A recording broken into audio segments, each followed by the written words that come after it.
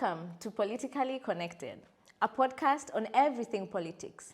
I'm your host, Diana Ngao, aka Madam Speaker, and I am Chaka, aka the Bishop.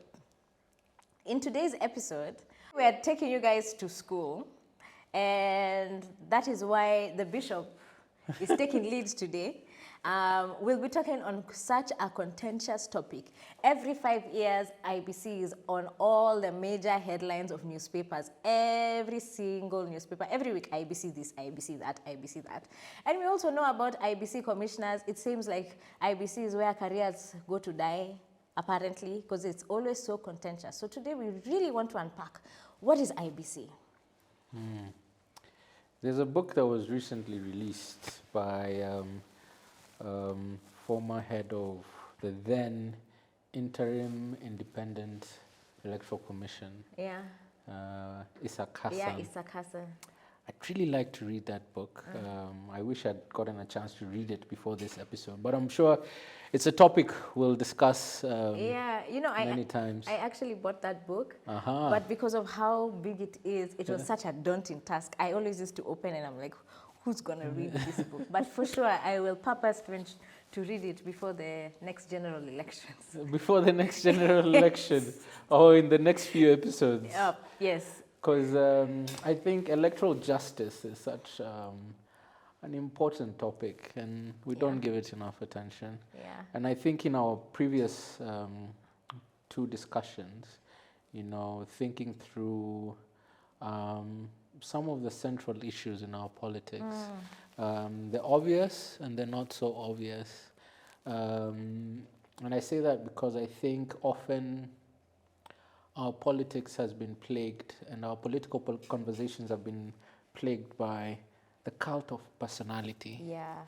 We usually talk about personalities. When we think about politics, we're thinking about this person, this president, Ruto, Raila, Uhuru, Kibaki, or your MP or governor, and their lifestyle.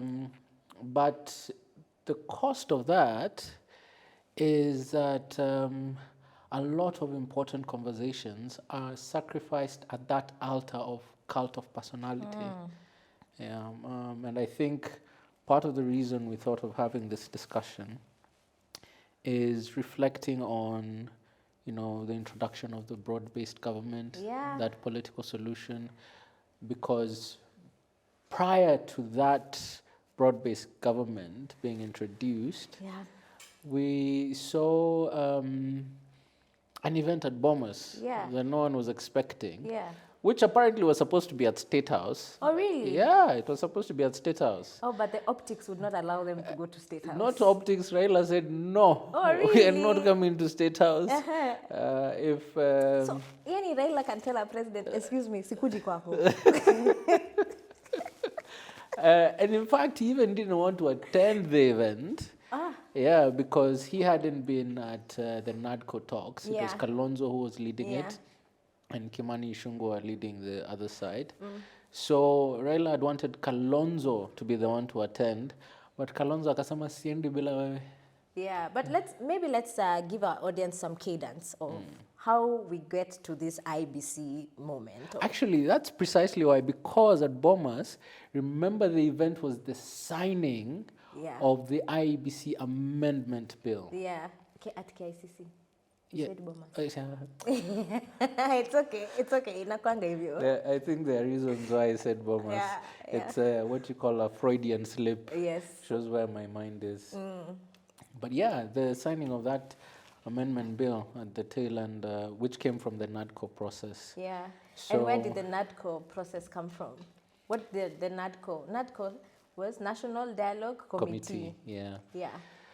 It was a result of a script that is all too well known in Kenya, where people go to the streets after people have not been listened to by politicians, and politicians only listen when they realize, hey, these guys can overthrow us, and then they say, let's dialogue. So dialogue Yes. is a tactic. Yeah, because remember, NADCO came after the Mandamanos, after the previous election, the 2022 election. And that's why even in this Mandamanos, they just changed, they usually change it, multi-sectoral task force. Yeah, and by the way, the Mandamanos before NADCO, why the protest, some of the issues that they were protesting about is that they were saying that IEBC needs to open their servers. Yes. Something that we've had in 2017. Fungua server. Yeah, and also a big one connected to this previous Mandamano was cost of living. Oh, yes. Yeah, because remember when this regime came in, they did not waste a moment, despite the promises for Mamambogas and the like. First thing one of the first decisions, removing of subsidies and introduction of new tax rates. Fuel prices went up almost immediately. So I think fuel prices went up now like 3 or 4 times and gone down by like a shilling or 2 only, but it's nearly doubled, really. So yeah, people were upset about a lot of things, and so they said, let's go to NADCO. But then at NADCO, the cost of living went out the window. Out the window, yeah, and it became about making the office of the official opposition. Yeah, and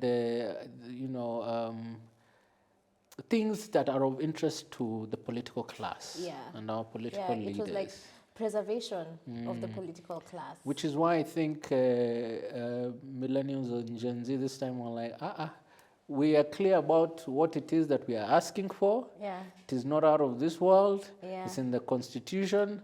Implement, and then we can talk. That was really nice. I was so inspired. Indeed. Yeah, that even they were like, no dialogue, hatutaki dialogue. Yeah. Because I think, because if you agree to dialogue, who's going to be in that room? How even issues change during that, you somehow get excluded from the process. Your issues get excluded from the process. And also we as the public, you're not going to spend every single day watching, what do you call it, the NADCO report, when it was happening at Bomas.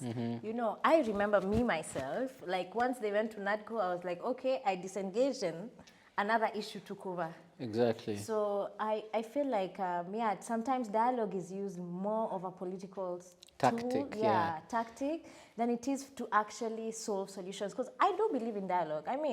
But I guess in the most recent past for Kenya, dialogue is really just a way to hoodwink the public, to feel it's like a band-aid, to feel like, let's make you guys feel like we are treating this wound by putting a band-aid. And there's a risk of demonizing the word because of what we now associate it with. But I think part of the solution is, because how you define things is very important to understanding issues, to solving them. So we also have to safeguard our lexicon. And so that word dialogue, I think, is one of the words that we need to reclaim and take back our power. And what that means is, instead of having boardroom discussions, it means now we have conversations that percolate upwards. And it's part of why we have this podcast. It just reminded me of the guy who went to NADCO, which we saw his video coming out. It's like, the people shall. Mandatory. Yes. All sovereign powers belongs to the people of Kenya and shall be, underline the word in shall, mandatory, be exercised only in accordance with this constitution. The people may, optional, may, optional. And that's participation. That's why also public participation is so key. But it needs to happen both in terms of legislative processes and policies, but also us having certain conversations. That way, when we are finally going to cast that vote, it's informed. But I think us not having certain conversations is why we end up, we actually take our elections for granted. Exactly. I agree. And not that we are not passionate about it, but when we are passionate about who we want to win or who we the prefer in personalities, power. mtu wetu thing, that it's more about my person, the personality. Exactly. You know, behind this. And I think what is so remarkable about June 2024 is that it kind of shifted the tide. Yes. That now country will never be the same again. Never be the same again. It may look the same, but really what has really happened is that it has completely shifted the tide in politics. And we are starting to see a bit of the ripples, you know, a bit of the ripples of it when people are clamoring and saying, you know what, we want to recall those MPs who voted yes for the rejected finance bill. And there was also talk about impeaching a president, you know. So that brings us now back to today's topic, which is on IEBC. Chaka, you've just said that we don't take we don't take our elections seriously. Seriously. And leo niko na mwax because IEBC is such a huge topic. Lakini here I read that part of the mandate of IEBC is voter education. Yes. Have you ever been educated on your voter rights? Kidogo, to be honest, kidogo. I think even then it had to do mostly with the new constitution. But beyond that, you don't feel the presence of the IEBC in terms of civic education and voter education. That's true. Yeah. Yeah. And it's something I think we touched on the first episode. Yes. Where the injustice of not having civic education in our curriculum. Yes, Sufficiently, because yes, we had GHC, as we were talking as people were GHC, social studies, but yes, we did have GHC, but really, was it empowering enough that by the time I finish, when I become a citizen and go get that voter's card, that I know exactly what it means to be a voter? Yeah. You know, because I'm just wondering, how can IEBC, or does this new IEBC bill, or, sorry, now it's an act, it's no longer a bill, it was assented by the president.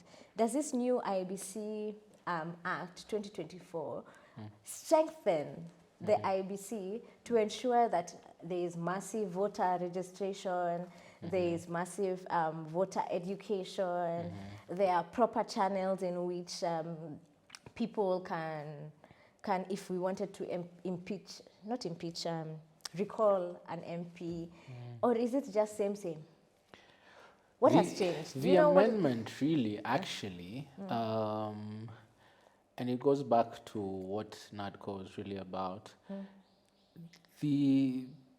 At the heart of that amendment was about how to appoint commissioners. That really... And so how to appoint commissioners, meaning the selection panel that will eventually interview and appoint the commissioners. Okay. Or rather, undertake the process that will lead to the appointment of the commissioners. And so they changed the structure of how that empanelment happens. So for example, you have 2 people from the Interreligious Council of Kenya. You have 1 person selected from the majority party and another from the minority party in parliament. You have a political party liaison who's not supposed to be from a political party.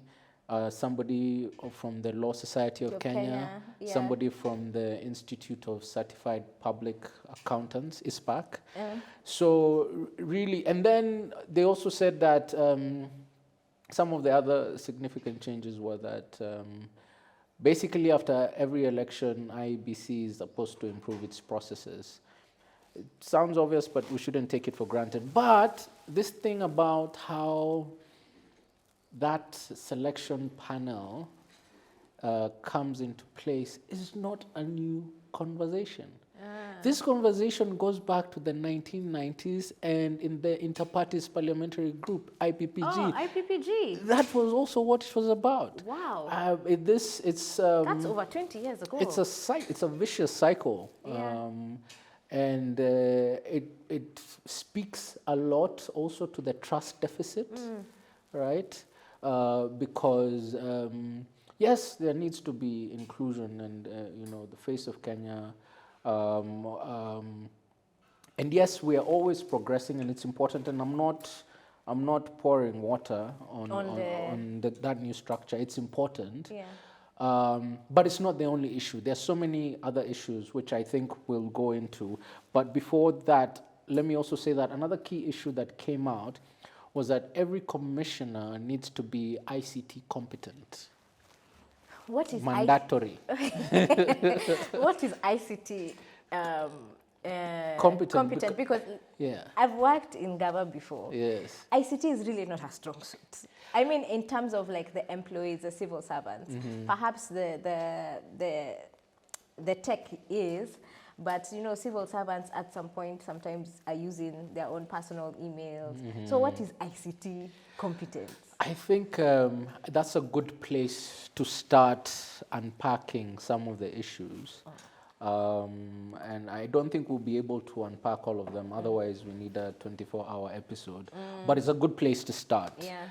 Why it's important is that it reflects where we are as a democracy and the process of elections. Yeah. Because technology has become very integral to our electoral process. And it's what we saw, and I think it's what we discussed also in the last episode on voter suppression, yes. ways that we have been traumatized through even the ballot. Yeah. Now, sometimes we see the Kim's kit failing. And also, I remember in the last petition, the last presidential petition in 2022, there was a technicality of how the Kim's kit actually captures the Form 34As and how it's transmitted to... Is it the server? If I may not be ICT competent, but now I see the need to understand the technicalities of how all this information is going to be channeled through the commission. Yeah, because yes, you have the Kim's kit has had issues not just in this election, but even the last election. When did we start using Kim's kit? Did we use it in 2013? I believe we started in 2013, if I'm not wrong. 2013 or 2017. Yeah. But so in addition to the integrated election management system, which is what the KIMS kit is, there's also the BEV kits, biometric voter registration. Yeah. There's also, I mean, part of our political lexicon as well is now Fungua Sava. Yes. You know? Fungua Sava. Fungua Sava. You know, it shows how it featured so centrally in 2017 and now also in 2022. The opaqueness surrounding it, I remember in 2017, in fact, I think the servers we were being told were in France, and during the petition, the French people couldn't be engaged because of time difference, apparently. Time difference. Time difference. Hey. That's if the servers were actually in France. I don't know. But in addition to that, there are issues of hacking. Oh, yeah. You know, there are issues of, and there's hacking and issues of access. People who are not authorized to have access, having access. Yes, we saw that very prominently in the 2022 petition. There were allegations of that. There is issues to do with the part of the challenge that was put to us as citizens. We're being told that the election is free and fair. Go to the website, download the Form 34As, and tabulates. And, it was almost like gaslighting, really. Because, first of all, downloading all those things, processing them, you need an entire institution. Yeah, that's true. And also, the chief agent for Azimio, during the Bomas process. Saitabao Ole Kanchori. He went on. I remember because I was at Bomas. You were there. What happened? Tell us. I remember I was at Bomas and I was going to the bathroom, and just where the bathrooms were is where the media was, which is opposite the podium of where the commissioners come on stage to announce the results. In other words, you were behind the cameras. Yeah. So I've gotten out of the bathroom and I meet a journalist that I knew. So we say hi. The next thing we're seeing Scaffold, and we're seeing Saitabao going up to the podium and saying, "This is a scene of crime." It's a crime scene, yeah. And, you know, for me, I just started looking back to all that happened then, because for me 2022 is when I was deeply engaged in not only the campaign but also the observation of the tallying. But now looking back 2 years later, and now with the IEBC amendment bill, I'm realizing that it is true what you're saying. We have not taken our election seriously, and more importantly, our election bodies seriously. We are not holding them to account to give us free, fair, and most importantly, not even credible, just elections. Because there's so much also injustice that is faced during our election. So that brings me now to ask you the next question. Now that they've come up, the amendment has this nice selection process. You know, they have a selection panel that kind of looks like the face of Kenya. So for us, the public, for us to be active citizens, what should we look for in our commissioner? You remember we had, what were they calling them? The IEBC 4. The Cherera 4. The Cherera 4. But now that's what I'm asking, like for the public to be engaged in this process of selecting a commissioner. What should we be looking for? What should we be pressuring for? Because from what we've learned since June 2024 is that pressure increases. When pressure increases, they actually listen to yeah. So I'd like to say a number of things very quickly. There's a point I wouldn't want us to lose on technology. And why it's so important, and why it's important for citizens to be aware of the technology aspect of it is, for example, there are people who are not able to be biometrically registered. That includes people, for instance, who may not have hands, so they can't take fingerprints. There are people, because of the nature of their work, manual labor, they've lost their fingerprints. There's also the issue of the sufficiency of polling stations, because ideally, polling stations should only be able to accommodate 700 voters. Right? So what happens is you have polling stations where you have definitely more than 700 voters, but the KIMS kit can't accommodate more than 700. More than 700. That was a prominent issue in 2017. And it wasn't fixed in 2022. I'm not certain that it was. There's also the issue of transmission of results, and so that's another critical issue. So technology becomes such a central feature. And that's why now, as people anticipate the commissioners that will be appointed, then them being cognizant of these issues is key, because that's part of how we can help with accountability. Because we all focus so much at what's happening at the National Tallying Center, but if people around the polling station are aware of some of these issues, it can help. Even flagging that, saying, hey, at our polling station there was such and such an issue, or the KIMS kit failed, or my details were not picked up, and the like. So, and what am I saying? It's not just the commissioners. It's also, our ecosystem. How do we also participate in that, because the commissioners are really supposed to be mostly in charge of policy, strategy, and the like. Not even really verifying the results and the like, but they need to put systems in place to ensure that that process is sound. Now, what we're supposed to be looking out for in commissioners, I'd say that part of the problem isn't even the commissioners that were selected. It's important that they have the right qualifications, the people of integrity. It's very important. But there are other issues surrounding that that can undermine that, because these past set of commissioners had very competent and highly qualified people.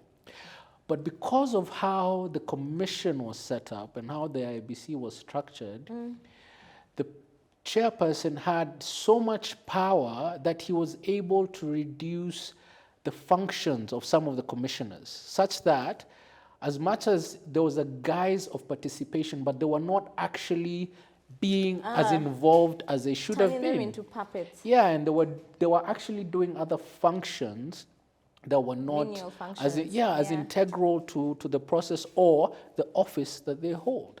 So I've just remembered something. Yeah, that was actually mentioned during the Cherera 4 saga, where they were complaining that the then IEBC chair was sending them to receive this person. It just menial jobs. Yeah. So the moral of the story being, yes, you can have this excellent selection panel. You can find there, because Kenya is blessed with brilliant people. Absolutely. We have a lot of brilliant people in this country. And in fact, we don't make the best use of them because of how ugly our politics is sometimes. So people don't even want to contribute their talents, unfortunately. And you can't blame them. But so even if you get the best of the best, if you have an environment that doesn't allow them to display their competencies, to engage in their roles in the way they're supposed to, you're still going to end up with another failed process. And that's what I'm trying to wrap my head around. That even if we have this Amendment Act, from what I'm hearing you say, that even if we have this amendment bill, no, it's an act now, sorry, Amendment Act, that's really, it's the environment that influences. The entire ecosystem, yes. Right? So even, it's almost just like our constitution. We have one of the most progressive constitutions in the world, but really our problems just keep growing and growing. Implementation is key. That's what I was getting at, implementation. And you see, because a part of what bothered me in the last election is, if you consider how competent the commissioners were, because there were 7 of them, if 4 of these highly competent commissioners, Kenyans, who've been involved in this process, entrusted with overseeing this, if a majority of them, 4 out of 7, tell you, kuna shida hapa, brushing it aside is very problematic. They were actually made to look like, number 1, incompetent, and number 2, how could I say, like, sulky? They turned them into politicians. Exactly. And I know we have friends in media and tunawapenda Oɓsessed, but I feel like they played a role in that. Yeah, they didn't, let me not even say we didn't listen to them as professionals giving a professional assessment on a very complex process. That is at the heart of our democracy. Allow me to say something.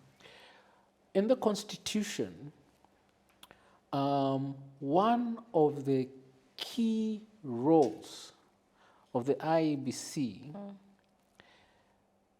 let me take a step back. Let me go back to Maandamano. We've mentioned it a few times.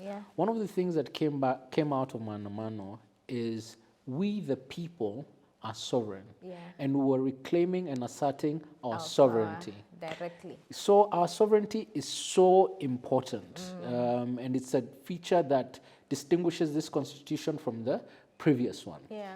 Now, how does that connect with the point I'm about to make?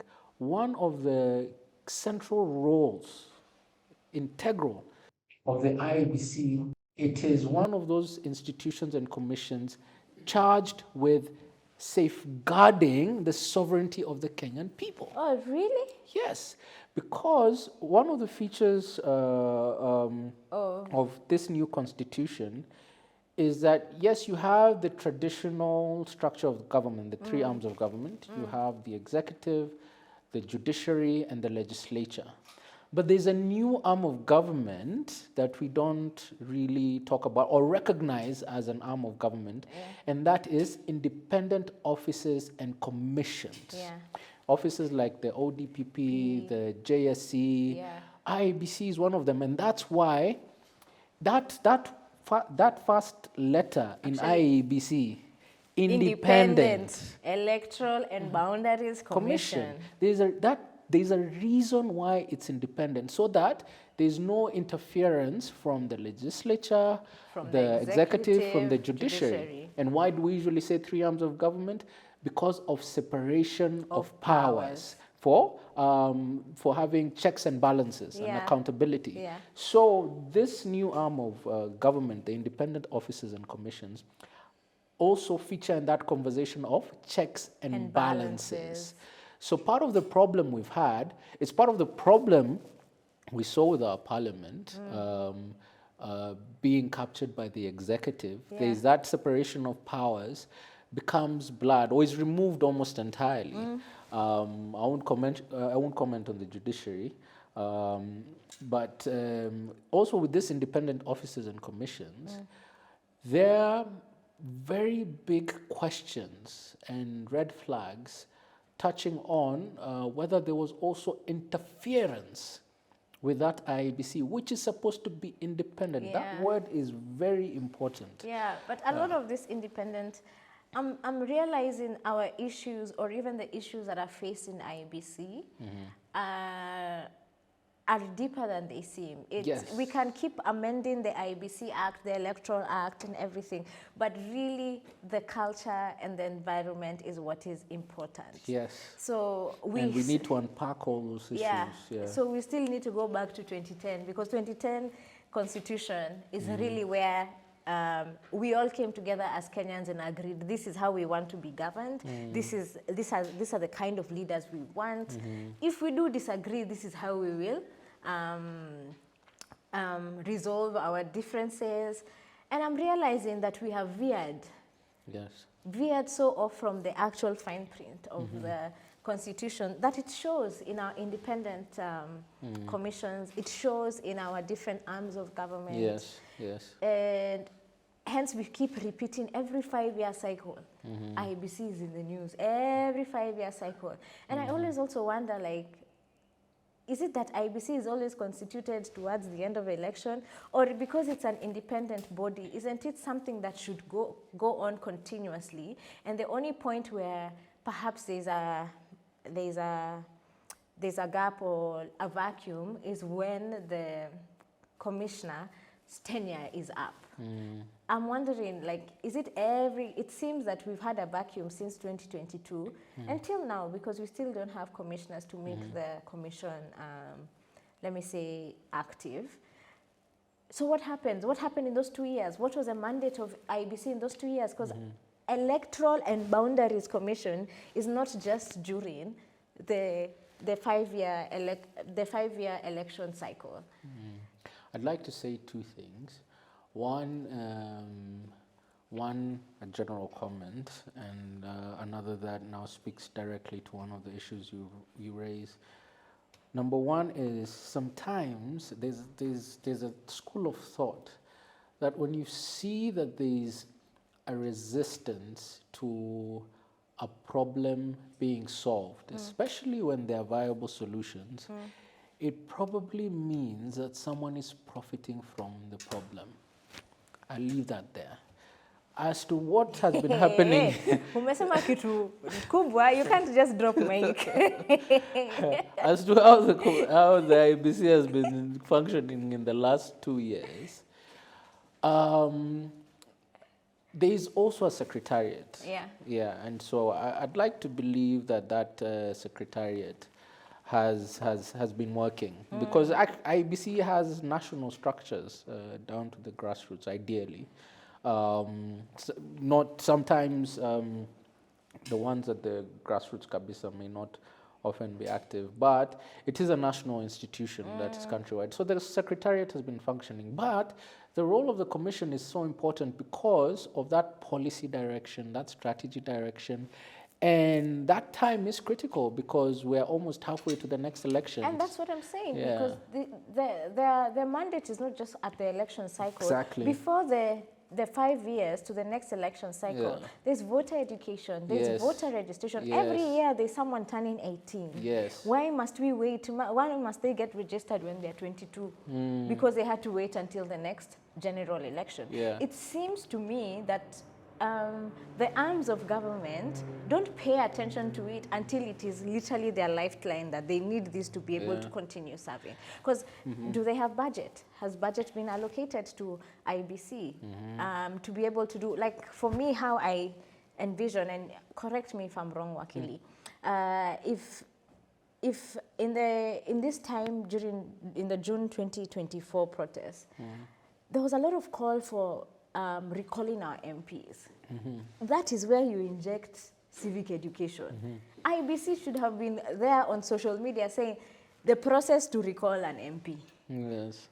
But of course they will not. Well, they might be accused of instigating, but it's important that they do clarify what the process is. Then if it's not even instigating and putting it on social media, do they have leaflets that if I was to go to IBC, I could check? No, I'm not saying that they shouldn't. They actually should clarify that this is the process. Are there like ways in which that even if I can't, even if they're not actively in that moment giving me the education that I want, that if I wanted to go and do further research, I go to IBC and I can check, I'm like, okay, these are my voter rights. Okay, if I'm happy with my MP, then this is a process. I need to collect these signatures and submit them here for verification. You know. I'd say that they would argue that they do share that information. The problem is that the information is not easily accessible. They share dense documents. People don't have the time to read, to process, you know, because they're and let me tell you, sorry to cut you off. Yeah. The sharing of those dense documents, I honestly starting to believe that it is by design. Yeah, and because part of the duty of voter education is not just to share information, is to share it in a way that your audience understands it. Because if you're only sharing it in a way that highly educated people can digest it, then you're being, you know, you're excluding other people. It's actually discriminatory. Yeah. Yeah. It's supposed to be shared in a way that people can easily digest in both English and Kiswahili, and it should be continuous. And speaking of continuous, now the issue of continuous voter registration, it's actually in the Constitution that voter registration is supposed to be continuous. And what often happens in that last minute rush you've alluded to just next to elections is that that's when we see mass voter registration, right? But why can't there be mass voter registration annually? Yeah. Why is it only mass voter registration towards election? And there's there's a mad rush. And it brings me to the point that I said that earlier. When I got my voter's ID, it was really I just knew that once I turn 18, I'm eligible to vote. Did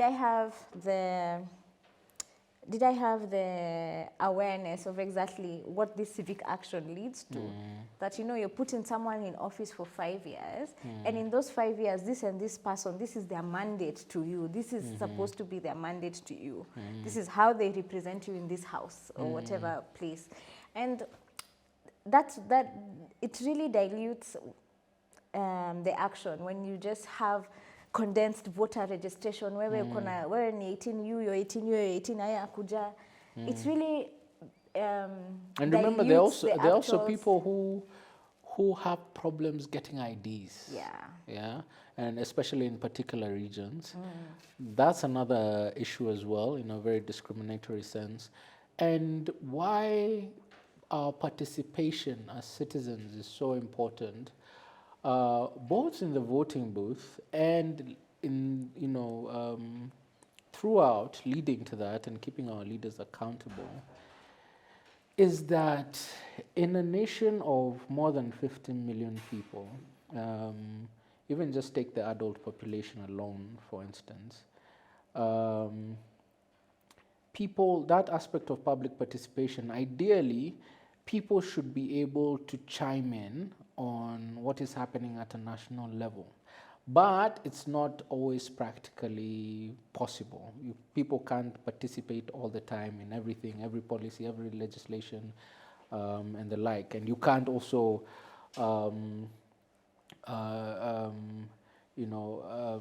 it's not practical to execute. But the voting booth, that election day, is a single moment that every eligible Kenyan person, every citizen, has an opportunity to make their voice heard. Those votes are not just statistics. They are the voices of Kenyans. Yeah, that must be respected. And that's why we need to guard that process jealously. It is the one moment where we get to express our sovereignty in a very important way, and which is why we really need to have that process as sacrosanct, to take its proper place at the heart of our democracy. And so when you have instances where either voter suppression happens, people don't get the opportunity to vote, whether through fear-mongering or even manipulation in the IEBC, those are people being denied their voices. When you have votes being changed, even if it's one, that is a citizen of the Republic of Kenya whose voice is being muzzled. And I guess that also brings me to this point, and that's a very important point that you've said. It's not the commissioners who change those votes. It's the person, the returning officer, and what are they called? The tallying agents at the constituency level. Is it the tallying agency? The polling clerks. The polling clerks. Presiding officers, the returning officers. I mean, that shows that we all have a role to play, including the employees of the commission. I'm really glad you've said that, because actually going back to the point of appointing commissioners, it is not the only process we should be critical of. Every person at least every public-facing person, like the polling clerks, the presiding officer and deputy presiding officer, and the returning officers, because of, we need to recognize that their duty is actually very important. Yeah, it is. And we also need to think about the process, how those people are appointed and come into those positions. It shouldn't just be a voluntary, if you're available and you can read and count, come. No, they are the watchmen of our democracy. Voice. Yeah, exactly. And that also just says that they need to espouse the values that are in the Constitution: integrity, transparency, accountability. This person who is the polling clerk or returning officer or presiding officer must be someone who cannot be bought by integrity. 1,000 bob to switch someone's votes. Because we've had issues. Some of the issues we get over every election cycle. I think we've moved past ballots being stuffed, and now it's about manipulating Form 34As. Yes. That, you know, this candidate got this amount, but now let's switch it to another candidate. And that is done by one person, maybe two, but that person is not a resident of another country. It's a resident and a citizen of Kenya. Yeah, and you know, actually, you know, part of the challenge of living in an age of information where we're dealing with so many things is that we also tend to move on quickly from problematic issues because a new thing comes up and then, you know, now we shift our attention to that and we leave this one burning and we forget about it. Why do I say that? If you remember, during the elections, these last elections, there were some of these officers and officials who were being found with ballot boxes and ballot papers in their homes, in their cars, and we just moved on from that. We've never really talked about it again. Yeah, I guess that actually just says that we are not taking these things seriously. Yeah, there was a duplicate, the two sets of forms that Form came. 34A, you know, I one. remember even senior Kina Paul Mangi even flying out because of that issue. And then they came and were told they will be sealed and they won't be used. Why they were there in the first place boggles the mind. But we then see them being used in the election, and then we moved on from that. So there are so many issues. Did we ever get to see the Form 34 Book B? But some of them were used in the election. Ah. Yeah, they were supposed to have been sealed. If I'm not wrong, from my reading of the judgment, it was 2 years ago. But yes, there were. I've just even remembered, even before the election, there was an issue at JKIA of foreigners with IEBC material. Yes. And by the way, we moved on. When we moved on, swiftly. Tunaweka kwa kaburi la sahau. Hi, so class. We need to take things a bit more seriously, and we need to pay attention because, you know, our political class is also there not only to represent us, but also to represent their interests. So I guess for them, when it comes to representing us, if they had a choice between representing us and representing their interests, they would pick their interests, and that is something that we've seen. So IEBC, as we wrap up this episode, maybe the Bishop, hey, I've called you many names this episode. Maybe give our audience a takeaway.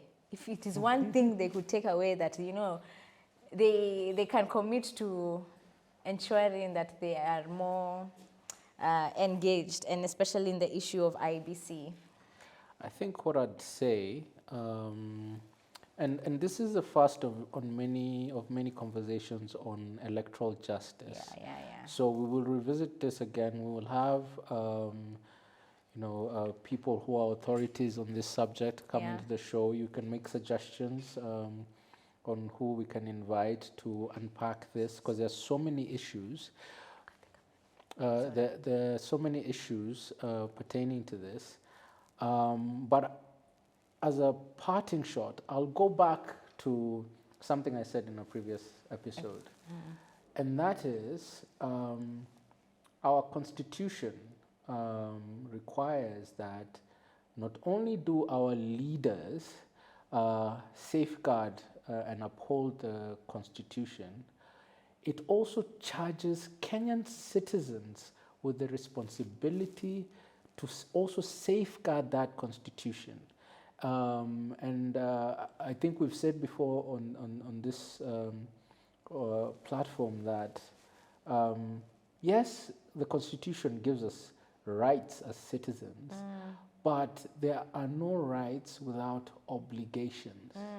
So it's part of the problem is us. We are very good at identifying problems, pointing fingers, especially now. It's even worse now that we have cancel culture. But we have to step up. That call to public participation shouldn't just be when a process has been concluded and then we rush to court and say there was no public participation. We need to be actively involved in this, and public participation, that also touches on the IEBC. So I think we need to be more engaged as citizens, because it is required by the Constitution, and that is a social contract. It is an agreement between all of us as Kenyans. So we have to uphold that agreement for our own sakes and for posterity. Yep, and there you have it from the bishop. This is people will start believing that I'm actually a bishop. No, nickname, please, guys. Don't expect him to start coming wearing a collar and all that. No. It's a nickname. It's a nickname. Lakini napenda Biblia. Sana. Yeah, there you have it. As we've said, that these are just introductory topics, and for sure we will bring people who are more experts in this many areas that we've touched on, including this topic of IEBC. And if you have any guests in mind that you'd want to hear from, hit us up on our social medias, on YouTube. You can leave a comment and just let us know that, you know what, you think this person would enrich this conversation and help you better understand what it means to be politically connected. So let's catch you in the next episode. Remember that this episode is on YouTube and Spotify, and you can also follow us on all our social media handles, Politikali Connected, on X, on Instagram, on Facebook, and TikTok. Yeah, we're on the Clock app. So until next time, see you. Bye.